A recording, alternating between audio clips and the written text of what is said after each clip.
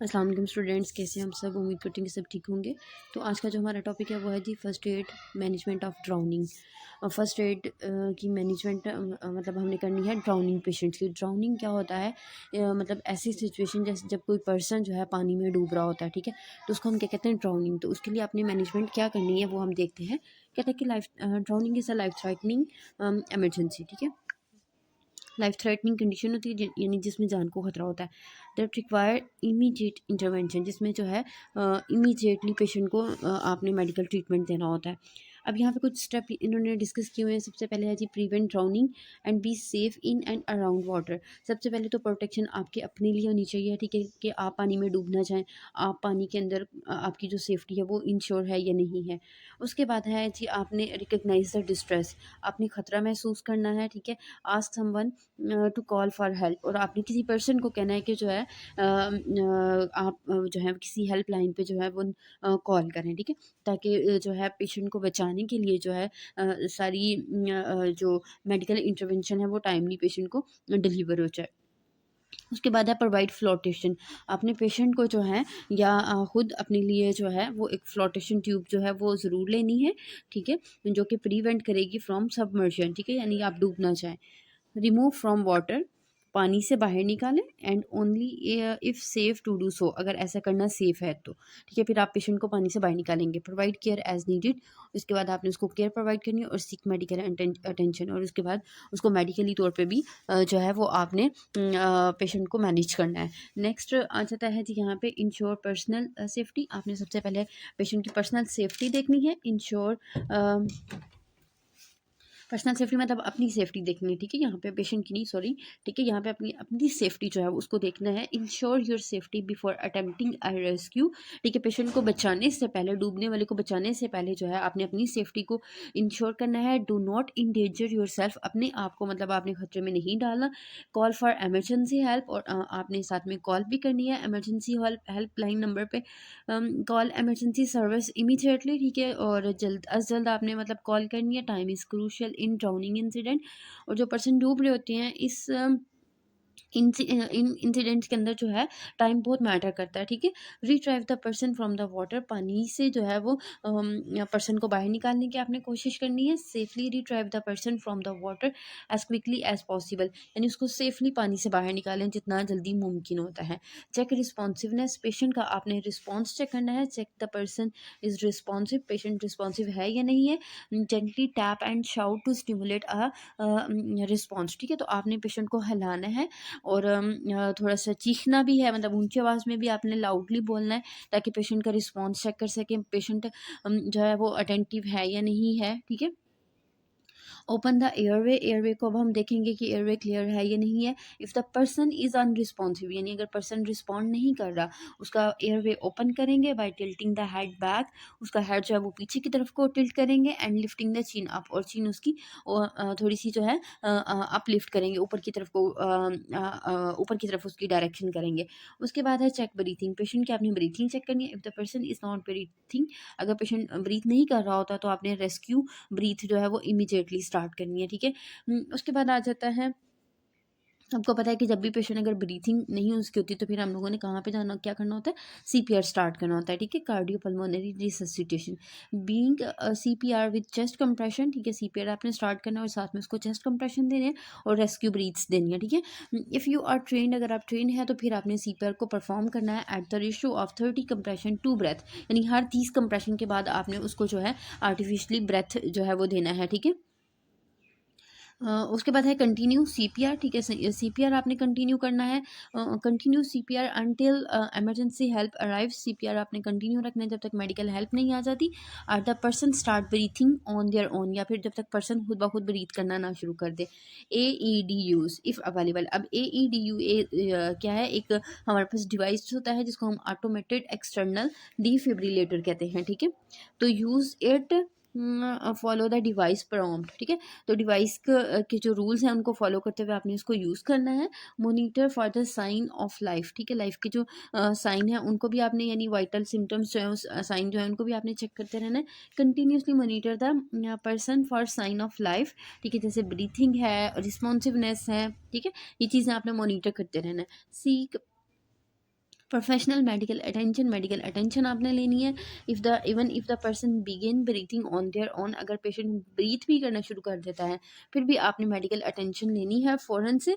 Provide support and reassurance, patient को आपने support provide करनी है, उसको रीअश्योर करना है, उसको तसल्ली देनी है, ठीक है। ऑफर इमोशनल सपोर्ट, यानी उसको जो है इमोशनली भी आपने सपोर्ट देनी है, उसको रीअश्योर करना है to the person once they regain consciousness, जब वो कॉन्शियसनेस में आ जाता है, होश में आ जाता है, ठीक है।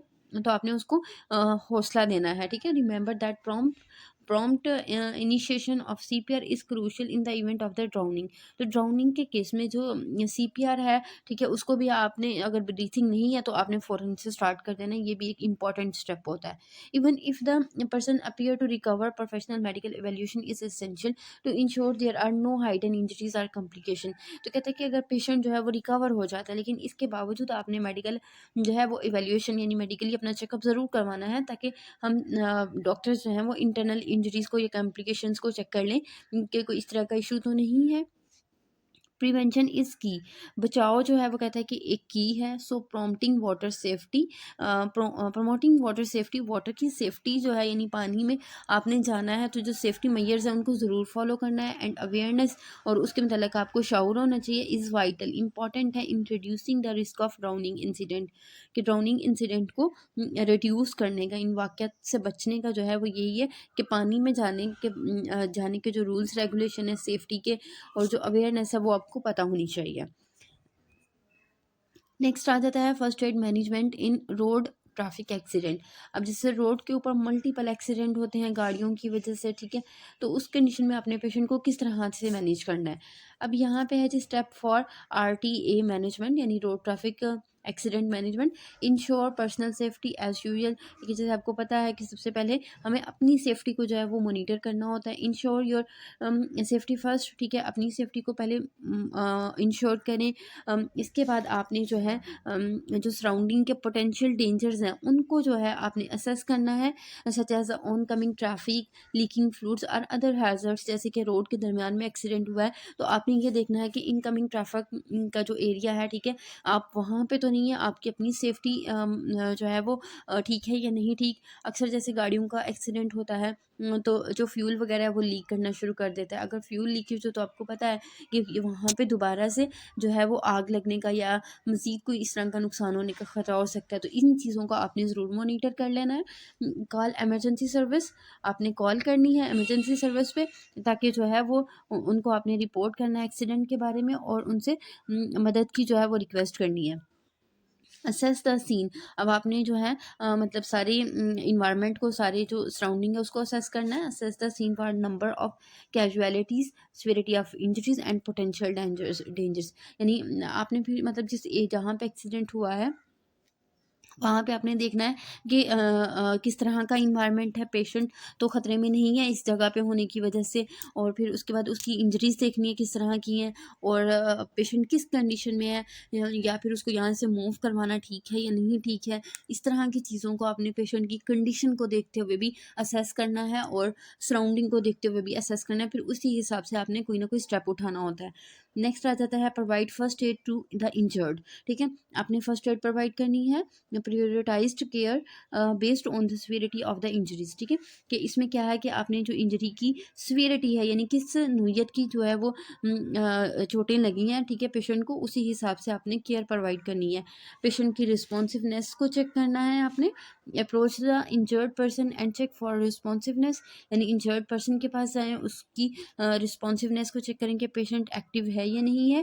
Tap and shout to stimulate a response, ठीक है, पेशेंट को आपने हिलाना है तेज़ी से बोल के, आहिस्ता से उसको झटका सा दे के हिला के थपथपा के, मतलब उसका रिस्पॉन्स चेक करना है। एयरवे को फिर उसके बाद ओपन करेंगे, अगर पेशेंट अनरिस्पॉन्सिव है उसका एयरवे ओपन करेंगे, जिसमें हमें क्या करना होता है कि हेड को पीछे करना होता है और चिन को ऊपर की तरफ उठाना होता है। ब्रीथिंग को चेक करना है, अगर ब्रीथ नहीं कर रहा तो फिर उस कंडीशन में CPR करना है। अगर ब्लीड कर रहा है तो ब्लीडिंग को कंट्रोल करना है, control severe bleeding with direct pressure, ठीक है।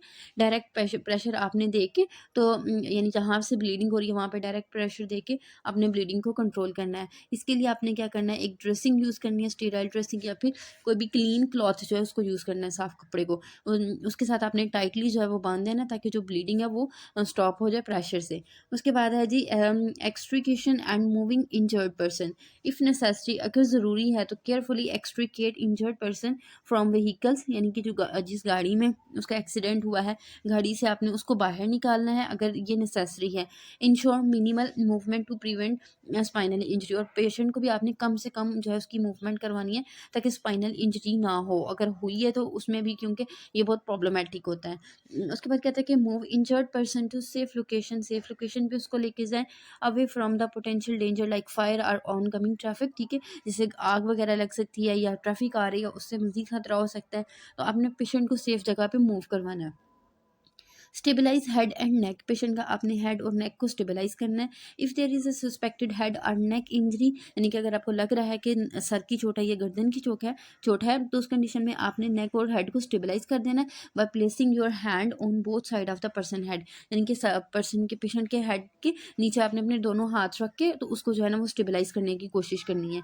कीप इंजर्ड पर्सन वार्म, ठीक है। Cover the person with blanket और clothing to keep them warm, तो ऐसी कंडीशन में बॉडी का टेम्परेचर जो है वो डाउन हो रहा होता है, तो आपने पेशेंट को गर्म रखने के लिए उसके ऊपर कोई कपड़ा वगैरह डाल देना है, कोई ब्लैंकेट डाल देना है।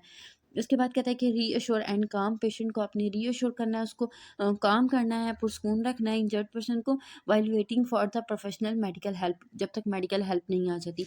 Provide information to emergency service, जैसे ही एमरजेंसी सर्विस है उसको आपने मतलब सारी इंफॉर्मेशन आपने देनी है। Provide accurate and detail information to emergency services when they arrive, यानी कि जैसे ही कोई एम्बुलेंस वगैरह या कोई भी हेल्थ केयर प्रोवाइडर की तरफ से कोई भी टीम आती है तो उसको आपने जो है सारी इंफॉर्मेशन दे दी है। उसके बाद आ जाता है including the number of casualties, type of injuries and other any other relevant detail, ठीक है। तो आपने इसमें बताना है कि कितने लोग जो है वो इंजर्ड हुए हैं या किसी की डेथ हुई है, इंजरीज किस तरह की हैं, या कोई भी अदर इंफॉर्मेशन जो आपको मिली हो वो आपने हेल्थ केयर प्रोवाइडर्स को, एमरजेंसी सर्विस वालों को ज़रूर प्रोवाइड करनी है। उसके बाद कहते हैं do not remove helmet if applicable. कहते हैं कि अगर जो इंजर्ड पर्सन है वो मोटरसाइकिलिस्ट था, यानी मोटरसाइकिल चलाने वाला था, फिर आपने उसका हेलमेट जो है वो रिमूव नहीं करना unless it is essential for airway management, यानी अगर पेशेंट की ब्रीथिंग को मैनेज करना है तब आप इसको रिमूव कर सकते हैं, अदरवाइज़ नहीं, ठीक है। अगर पेशेंट सांस ले रहा है तो फिर आपने इसको नहीं छेड़ना, and you are train to do so, और ऐसा करने के लिए आपके पास ट्रेनिंग होनी चाहिए। उसके बाद है control traffic and ensure safety, traffic को कंट्रोल करना है, ठीक है। कंट्रोल ट्रैफिक और वांट other drivers to ensure the safety of these at the scene, यानी कि आपने जहाँ पे भी एक्सीडेंट हुआ है वहाँ पे आपने कुछ ना कुछ इस तरीके का एरिया को सेपरेट कर देना है कि आने वाले जो लोग हैं उनको आइडिया हो कि यहाँ पे कोई एक्सीडेंट हुआ है या यहाँ पे कोई जो है किस तरह का सीन जो है वो क्रिएट हुआ है। तो ट्रैफिक को कंट्रोल करने के लिए आपने ट्रैफिक वार्डन वगैरह की हेल्प भी ले सकते हैं। Offer support to bystanders, अब इसमें ये कह रहा है कि provide support and new information to bystanders and encourage them to stay clear of the accident scene, यानी कि कहता है कि आपने जो है जो लोग वहाँ पे इकट्ठे होंगे, तो जो लोग वहाँ पे इकट्ठे हैं, ठीक है, आपने उनको बताना है कि इस तरीके की नोयत का ये एक्सीडेंट हुआ है, और उनको आपने पीसफुली कहना है कि वो इस एरिया से साइड पे हो जाएं, ठीक है। नेक्स्ट आ जाता है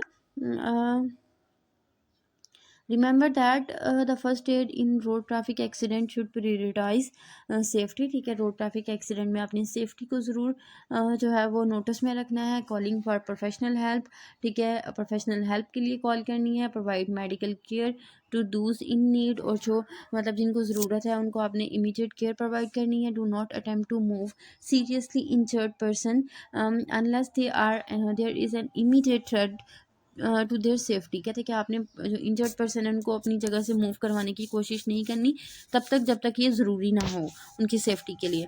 always follow guidelines provided by the emergency service, और आपने जो इमरजेंसी सर्विसेज ने जो आपको गाइडलाइंस दी होती हैं उनको आपने फॉलो करना है। एंड हेल्थ केयर प्रोफेशनल, और हेल्थ केयर प्रोफेशनल्स की तरफ से जो भी आपको गाइडलाइंस मिलती हैं उनको आपने मस्टली फॉलो करना है। नेक्स्ट आ जाता है हमारे पास spinal care in transport of injured person, यानी अब ऐसे पर्सन जो कि इंजर्ड हुए हैं उनकी आपने स्पाइनली केयर कैसे करनी है, यानी उनकी स्पाइनल कॉर्ड की केयर आपने कैसे करनी है, क्योंकि अक्सर ज़्यादातर एक्सीडेंट में स्पाइनल कॉर्ड जो है वो डैमेज होने का बहुत कॉमनली चांस होता है। और अगर ये डैमेज हो जाए तो मज़ीद पेशेंट की जान जाने का ख़तरा होता है, या और भी बहुत सारे कॉम्प्लिकेशन लाक हो सकती हैं। इस वजह से आपने स्पाइनल केयर जो है वो पेशेंट को ज़रूर प्रोवाइड करनी है। Transporting injured patient with potential spinal injuries require careful attention to provide further harm। कि जो इंजर्ड पर्सन है जब आप उनको ट्रांसपोर्ट कर रहे हैं तो स्पाइनल इंजरीज से बचाने के लिए आपने उनको केयरफुल अटेंशन जो है उनको डील करना है, प्रोवाइड करनी है ताकि मज़ीद डैमेज ना हो सके। नेक्स्ट है जी guideline for spinal care during transportation. अब कौन सी ऐसी एहतियाती तदाबीर हैं जिनको आप फॉलो करेंगे। पहले हमेशा वही बात है कि असेस द सिचुएशन, ठीक है, कंडीशन को आपने सारा चेक करना है। Before moving the patient assess the scene for potential danger. Patient को मूव करवाने से पहले आपने डेंजर चेक करना है कि कोई इस लोकेशन पे डेंजर वगैरह तो नहीं है। एंड इंश्योर पर्सनल सेफ्टी, और फिर उसके बाद आपने अपनी सेफ्टी का भी ध्यान रखना है। एक्टिवेट एमरजेंसी सर्विस, ठीक है, आपने एमरजेंसी सर्विसेज के लिए इमीडिएटली उनको रिपोर्ट करना है और उनसे रिक्वेस्ट करनी है असिस्टेंस के लिए। मिनिमाइज मूवमेंट, आपने पेशेंट की मूवमेंट को, स्पाइनली मूवमेंट को मिनिमाइज करना है। अवॉइड अननेसेसरी ट्विस्टिंग, यानी आपने उसको जो है ट्विस्ट नहीं करना, उसको बेंड नहीं करना या रोटेशन नहीं करना नेक को या उसकी कमर को। Stabilise the head and neck, उसकी नेक को और हेड को स्टेबलाइज करना है आपने, ठीक है। Stabilise the patient head and neck using a manual inline stabilisation. Keep the head in neutral align position. अब इसमें जो है कि पेशेंट के हेड और नेक को स्टेबलाइज करने के लिए आपने, तो माइल्ड स्टूडेंट क्या होता है कि जैसे ये यहाँ पे देख रहे हैं मैनुअल इनलाइन स्टेबलाइजेशन, यानी कि आपने पेशेंट का जो हेड है और नेक है अपने दोनों हाथों से दोनों तरफ से जो है ना उसको पकड़ के सपोर्ट देनी है, ठीक है। और ताकि जो है ना इसके अंदर ज़्यादा मूवमेंट ना हो और उसकी पोजीशन जो है वो अलाइंड रहे, ठीक है। और हेड जो है वो नॉर्मली जिस मतलब ये ना हो कि बिल्कुल ही आपने गर्दन से ऊपर की तरफ कर दिया या नीचे की तरफ झुका दिया है, बिल्कुल जो है वो बॉडी के लेवल पे, और साथ में दोनों हाथ दोनों तरफ जो है ना इसके रखने हैं। इसके बाद है यूज स्पाइनल इमोबिलाइजेशन। अब इसके बाद कह रहा है कि यहाँ पे ये देखें ये टेक्निक जैसे इन्होंने दिखाई हुई है स्पाइन इमोबिलाइजेशन के अंदर cervical collar application sometime use की जाती है, कि जैसे गले के इर्द गिर्द देखें इन्होंने जो है ना वो कॉलर लपेट दिया जिसकी वजह से हमारे स्पाइनल कॉर्ड को क्या सपोर्ट मिल जाती है। उसके बाद दूसरा है जी लॉग रूल रोल टेक्निक, ठीक है, moving client as a unit, ठीक है। अब इसमें क्या है कि उसकी पूरी बॉडी को आपने एक साथ मूव करवाना है हेड और नेक को सपोर्ट देके, और उसके नीचे जो है फिर आपने कोई भी स्ट्रेचर वगैरह या कोई भी इस तरह की चीज़ जिसके ऊपर आप उसको लेके शिफ्ट करवाना चाह रहे हैं वो आपने उसके नीचे रख देनी है, ठीक है, यानी उसकी एक साइड चेंज करवा के, लेकिन पूरी बॉडी को एक साथ करना है, ठीक है, और आराम से। उसके बाद है थर्ड में इमोबिलाइजेशन ऑन फेम सर्फेस, यानी उसको किसी फेम सर्फेस के ऊपर, जैसे स्पाइनल बोर्ड है, ठीक है, स्पाइन बोर्ड है या पैडेड सर्फेस है, ये जैसे यहाँ पे दिखाई हुई है, ठीक है, इस तरह की सर्फेस के ऊपर आपने पेशेंट को लिटा देना है। उसके बाद if available use spinal immobilisation devices like cervical collar and a long spine board, ठीक है, to maintain and alignment during the transport. अब यहाँ पे ये कह रहे हैं कि अगर पॉसिबल है तो आप जो है वो स्पाइनल इमोबिलाइजेशन डिवाइसेस जो कि सर्वाइकल कॉलम आ जाता है और ये जो बोर्ड इन्होंने दिखाया हुआ है, ठीक है, ये वाला बोर्ड जो है इसको आपने यूज़ करना है। इसका बेनिफिट ये होता है कि स्टूडेंट जैसे यहाँ पे देखें हेड एरिया भी बिल्कुल टाइटली क्लोज हो गया और ये स्ट्रैप्स हैं ये भी पूरी बॉडी को जो क्या करती हैं कि मूव करने से अवॉइड करती हैं, ठीक है, जिस वजह से पेशेंट की जो अलाइनमेंट है वो मेंटेन रहती है ड्यूरिंग द ट्रांसपोर्ट। नेक्स्ट आ जाता है हमारे पास collaborate with the emergency services, ठीक है, इमरजेंसी सर्विस के साथ आपने किसी कैसे कोलैबोरेट करना है। Coordinate with the emergency services to ensure a smooth transfer, यानी कि आपने उनकी हेल्प करनी है, मदद करनी है ताकि पेशेंट अच्छे से जो है वो ट्रांसफ़र हो जाए।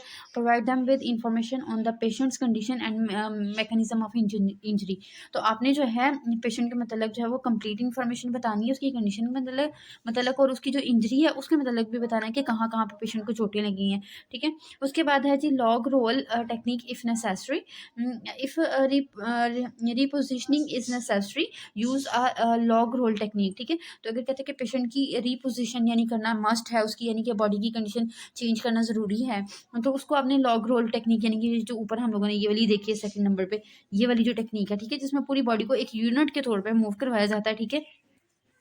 इस टेक्निक को आपने फॉलो करना है। This involve turning the patient as a single unit. इसमें पेशेंट को हम टर्न करते हैं, उसकी साइड चेंज करते हैं एक सिंगल यूनिट के तौर पे, ठीक है। यानी पूरी बॉडी को आपने से ये नहीं करना कि पहले उसकी टांगे मूव करवा दी हैं या कमर को पहले मूव करवा दिया, फिर बाद में आपने बाजुओं को किया है या पैरों को बाद में किया है। तो पूरी ऐसे नहीं करना, आपने पूरी बॉडी को एक साथ ही, मतलब 2-3 लोग मिलके तो उसकी मूवमेंट जो टर्न है उसको चेंज करवाएंगे with assistance to maintain the spinal alignment, ठीक है। यानी मदद के साथ, आपने दूसरों की मदद के साथ जो है उसको सिंगल यूनिट के तौर पे मूव करवाना है ताकि उसकी स्पाइनल अलाइनमेंट डिस्टर्ब ना हो।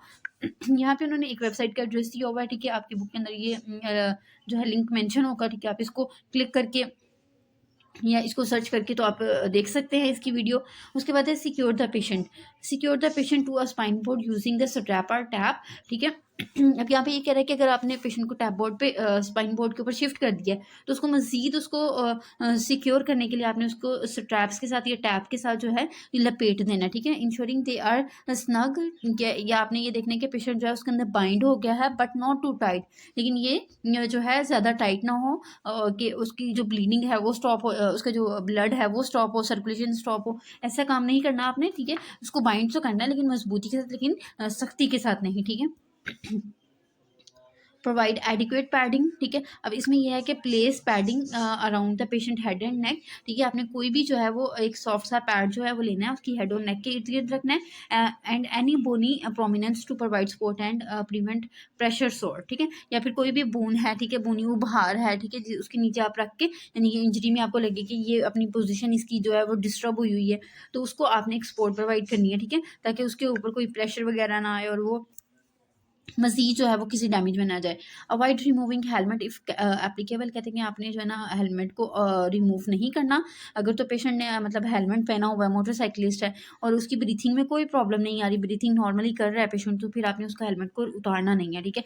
अगर ब्रीथिंग में प्रॉब्लम है फिर भी आपने ख़ास ट्रेनिंग के साथ जो है ना उसका हेलमेट उतारना है, ठीक है।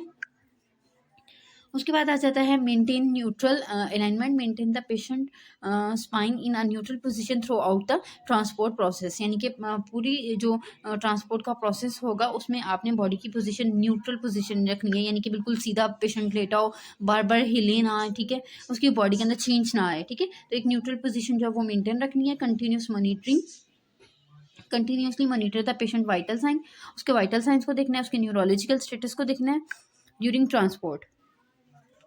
Communicate with the patient, communicate करना है अपने पेशेंट के साथ, उसको रीअश्योर करना है, उसको काम करना है आपने, ठीक है। उसको information about the transport process बताना है कि आपने बताना है कि हम आपको ट्रांसफ़र कर रहे हैं, ट्रांसपोर्ट कर रहे हैं हॉस्पिटल की तरफ, ठीक है। तो ताकि पेशेंट भी जो है वो थोड़ा सा चुकन्ना हो जाएगा और अपनी कंडीशन को थोड़ा सा संभाल लेगा, ठीक है, अपनी बॉडी को मतलब संभाल लेगा। Assist emergency service upon arrival, यानी एमरजेंसी सर्विस जैसे ही आती है, मेडिकल हेल्प आती है, आपने उनकी हेल्प करनी है। जो upon arrival of medical emergency services provide concise hand over, ठीक है। उनको आपने जो है प्रॉपरली पेशेंट को जो है उनके हाथों में डिलीवर करना है, including detail on spinal precaution taken during transport, और उनको स्पाइनल की इंजरी के बारे में भी बताना है ताकि वो प्रिकॉशंस जो हैं वो, यानी कि एहतियाती तदाबीर को वो मोनीटर में रखें, अपने नोटिस में रखें। Remember spinal care is a critical aspect of managing injured patient, कहते हैं कि ये एक बहुत क्रिटिकल यानी कि हम और नाजुक पॉइंट होता है इंजर्ड पेशेंट की स्पाइन की केयर करना, ठीक है।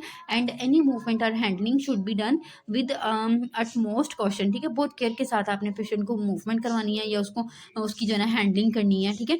Always follow protocol establish by the emergency service and health care professional to ensure the best possible outcome for the patient with potential spine injuries. तो इसके बाद कह रहे हैं कि आपने जो प्रोटोकॉल्स हैं, ठीक है, जो एहतियाती तदाबीर हैं, जो हदायत दी गई हैं इमरजेंसी सर्विस की तरफ से या फिर जो हेल्थ केयर प्रोफेशनल्स हैं आपको बताते हैं, ठीक है, तो उनको आपने मसली जो है वो मद्देनज़र रखना है ताकि पेशेंट को जो है मज़ीद स्पाइनल इंजरी के डैमेज से बचाया जा सके और पेशेंट जल्दी और बेहतर तौर पर रिकवर कर सके।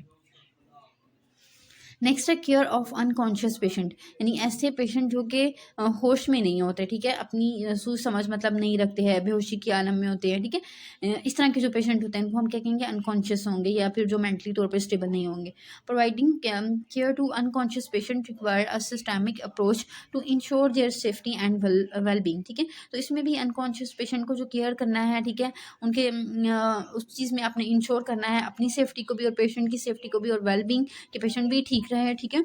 सिस्टमैटिक अप्रोच स्टेप, अब यहाँ पे जो सिस्टमैटिक अप्रोच हमने इसको प्रोवाइड करनी है, जो हमने केयर इसके लिए फॉलो करनी है स्टूडेंट, उसमें सबसे पहले क्या आ जाता है कि इंश्योर सेफ्टी, ठीक है, पेशेंट की सेफ्टी, बल्कि अपनी सेफ्टी जो है ना आपने सबसे पहले देखनी है। Ensure your safety and safety of others in immediate environment, ठीक है। तो इस तरह के इन्वायरमेंट के अंदर जहाँ पे भी मतलब कोई भी इशू आया हुआ है वहाँ पे आपने अपनी सेफ्टी और दूसरों की सेफ्टी को भी मॉनिटर करना है। रिमूव एनी पोटेंशियल हैजर्ड, कि वहाँ पे अगर कोई भी पोटेंशियल हैजर्ड है जिसके साथ पेशेंट को या आपको प्रॉब्लम हो सकती है, उसको आपने रिमूव करना है। असेस रिस्पॉन्सिवनेस, पेशेंट को जो है वो आपने उसको रिस्पॉन्सिवनेस चेक करनी है, उसको टैप करके शाउटेडली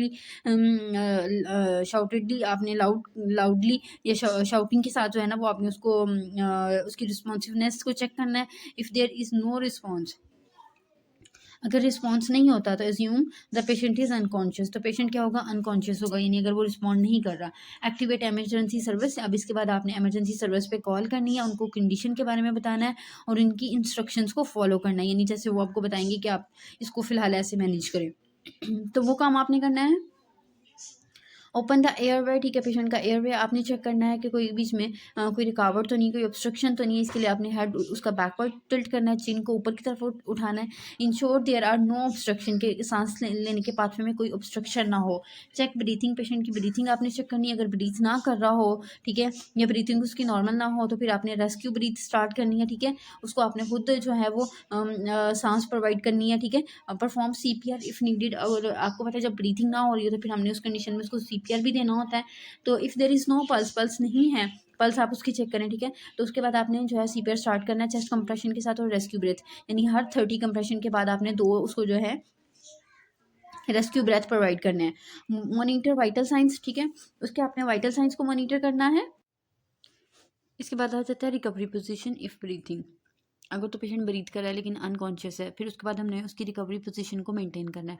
इसका बेनिफिट क्या होगा कि एक तो उसका एयरवे ओपन हो जाएगा और एंड प्रिवेंट चॉकिंग, और चॉकिंग से जो है ना मतलब पेशेंट बच सकता है कि अगर कोई वॉमिट वगैरह हो या कोई ऑब्स्ट्रक्शन हो पाथवे में, ठीक है, तो उससे जो है पेशेंट की डेथ होने से या फिर उसकी जो ब्रीथिंग है वो स्टॉप होने से जो है पेशेंट बच सकता है। नेक्स्ट है protect the head and neck, protect the persons head and neck bye avoiding unnecessary movement और टिल्टिंग, ठीक है, पेशेंट की हेड और नेक को आपने प्रोटेक्ट करना है, अननेसेसरी मूवमेंट को आपने अवॉइड करना है। Check for medical ID, check for any medical identification jewellery और कार्ड दैट में provide information about the person's medical history और कंडीशन, ठीक है। आपने मतलब पेशेंट की मेडिकल आइडेंटिटी चेक करने के लिए उसके पास देखना कोई कार्ड या ज्वेलरी वगैरह तो नहीं है, ताकि उससे हमें इन्फॉर्मेशन हो जाए कि पेशेंट की मेडिकल हिस्ट्री या उसकी कंडीशन या उसकी कुछ भी जो इन्फॉर्मेशन डाटा उससे हमें पर्सन का मिल सके, तो वो आपने जो है ना वो फाइंड आउट करने की कोशिश करनी है। कीप द पर्सन वार्म, ठीक है, अब क्योंकि पेशेंट अनकॉन्शियस है तो उसका बॉडी टेम्परेचर जो है वो मेंटेन रखने के लिए हमने पेशेंट को ब्लैंकेट के साथ कवर कर देना है। नेक्स्ट है डू नॉट फोर्स फीड, ठीक है, पेशेंट को आपने अटैम्प्ट नहीं करनी कि आप उसको फोर्सफुली कोई फ्लूइड वगैरह दें या मेडिकेशन दें पर्सन के माउथ में, unless directed by health care professional, जब तक कोई हेल्थ केयर प्रोफेशनल जो है वो आपको इस चीज़ के मतलब ना कहे, ठीक है। ऐसे आपने उसको बाय ओरल रूट आपने कुछ भी उसको नहीं देना, ठीक है। Provide information to emergency service, आपने क्या करना है कि जो भी इन्फॉर्मेशन आपको मतलब इस सारे इंसिडेंट से इकट्ठी होगी वो आपने इमरजेंसी सर्विस को प्रोवाइड करनी है, जिसमें पेशेंट की मेडिकल हिस्ट्री आ जाती है, अगर जो भी कोई भी कंडीशन या कोई भी आपको बात पता लगे, ठीक है, वो आपने डिस्कस करनी है। कंटिन्यूस मॉनिटरिंग, ठीक है, कंटिन्यूस मॉनिटरिंग में ये कि आपने पर्सन की जो कंडीशन है पेशेंट की, ठीक है, वो देखनी है, और इसके अलावा अगर कोई भी चेंज आता है, ठीक है, पेशेंट की कंडीशन में, तो उसको मैनेज करने के लिए आपने मतलब प्रिपेयर रहना है, ठीक है। उसके बाद है जी comfort and reassure, speak calmly and reassure the person to provide comfort, तो आपने हर कंडीशन में चाहे पेशेंट कोई भी है, ठीक है, पेशेंट के साथ आपने पोलाइटली बात करनी है, ठीक है, उसको रीअश्योर करना है, ठीक है, और जब तक मेडिकल हेल्प नहीं आ जाती, ठीक है। फिर आगे वही इन्होंने यहाँ पे एक थोड़ी सी समरी बताई हुई है कि हमेशा जो है वो इस चीज़ को बात ध्यान में रखें कि अनकॉन्शियस जो पेशेंट होते हैं, ठीक है, वो मल्टीपल मतलब रीजंस होती हैं जिसमें मेडिकल कोई कंडीशन आ जाती है, ट्रॉमा आ जा सकता है, या कोई भी पॉइजनिंग की वजह से पेशेंट जो है वो अनकॉन्शियस हो सकता है। Rapid activation of emergency services in appropriate first aid measures and continuous monitoring are essential for the well being of the unconscious patient, ठीक है। तो अनकॉन्शियस पेशेंट की जो वेल बीइंग है, उनकी हेल्थ के लिए ये बेहतर है कि आप इमरजेंसी सर्विस में कॉल करें, ठीक है। फर्स्ट एड के जो मेजर्स हैं उनको अप्रोप्रिएटली कैरी आउट करें, ठीक है। इसके अलावा जो उसके पेशेंट की कंडीशन को मॉनिटर करते रहें। Professional medical evaluation is crucial to determine the underline cause and provide appropriate treatment, ठीक है। तो आपने जब डॉक्टर्स आ जाएंगे, ठीक है, वो उसको इवेल्युएट करेंगे और फिर उस हिसाब से उसका काज को फाइंड आउट करेंगे और अप्रोप्रिएट ट्रीटमेंट प्रोवाइड करेंगे।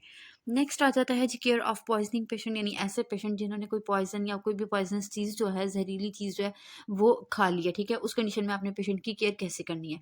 Providing care to person who may have ingested a toxic substance require prompt and appropriate action, ठीक है।